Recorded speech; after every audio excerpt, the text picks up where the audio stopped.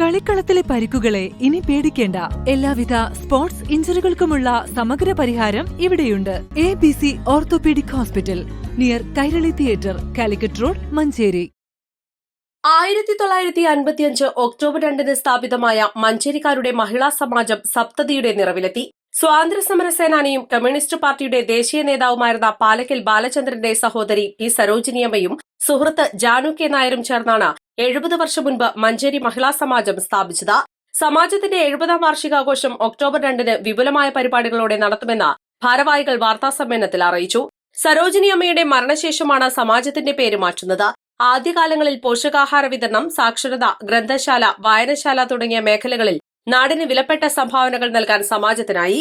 നിലവിൽ കേന്ദ്ര സംസ്ഥാന സർക്കാരുകളുടെ സഹായത്തോടെ Solace family counselling centre, service providing centre, geriatric centre, ശിശുപരിപാലന കേന്ദ്രം, ചിത്രരചന ക്ലാസ്, നൃത്ത ക്ലാസ്, ബാലവേദി സമാജം, വനിതാ ഹോസ്റ്റൽ എന്നിവയും നടന്നുവരുന്നു.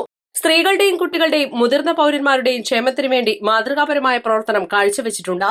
ആഘോഷ ദിനത്തിൽ സമാജത്തിന്റെ 70 വർഷത്തെ പ്രവർത്തനങ്ങളെ സംബന്ധിച്ച് തയ്യാറാക്കുന്ന പുസ്തകം പ്രകാശനം ചെയ്യും. സമാജത്തിന്റെ 70ാം വാർഷികമാണ്. 1955 ഒക്ടോബർ 2 ഈ സ്ഥാപനത്തിന്റെ പ്രവർത്തനം തുടങ്ങിയത്. 70 വർഷം ഈ ഒക്ടോബർ 2 കഴിയുകയാണ്. അപ്പോൾ 70ന്റെ